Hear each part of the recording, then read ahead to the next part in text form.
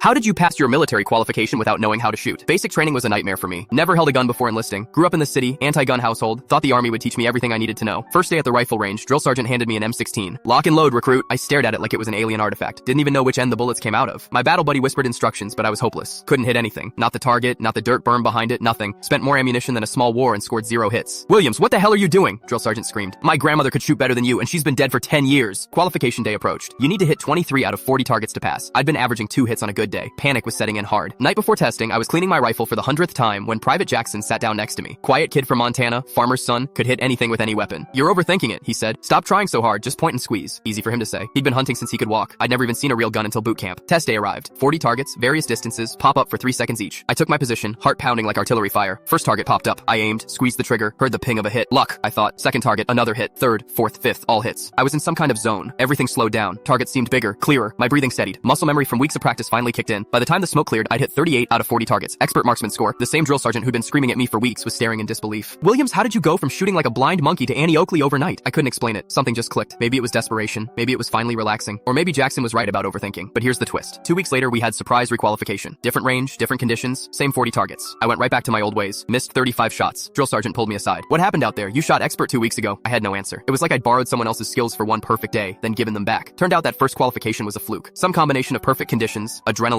and beginner's luck that I never replicated. My secret? I spent the rest of my service career avoiding combat roles. Went into intelligence, desk job, minimal weapons training required. But that expert marksman badge stayed on my uniform. Every inspection, commanders would see it and assume I was some kind of sharpshooter. Never had the heart to tell them it was an accident. Advanced infantry training tried to recruit me for sniper school based on that score. I politely declined, claiming I had specialized intelligence commitments. Truth was, I was terrified they'd find out I couldn't hit water if I fell out of a boat. Years later, serving in Iraq, I carried an M4 every day but prayed I'd never have to use it. My real weapon was my brain, analyzing satellite photos and intercepted communications. One firefight though, insurgents pinned down our convoy. I had to return fire, sprayed bullets everywhere, hit absolutely nothing, but the enemy retreated anyway. My squad leader commended my suppressive fire technique. I didn't correct him. That expert marksman badge became my military career's biggest lie, but it also taught me something valuable about confidence and expectations. Sometimes people perform better when they believe in you, even if that belief is based on false information. I retired as a staff sergeant, 20 years of service, never shot anyone, never got shot. The expert marksman badge sits in a box now, reminder of the strangest day of my military life. My kids ask about it sometimes. I tell them it represents the day I learned that sometimes you succeed in spite of yourself, not because of yourself.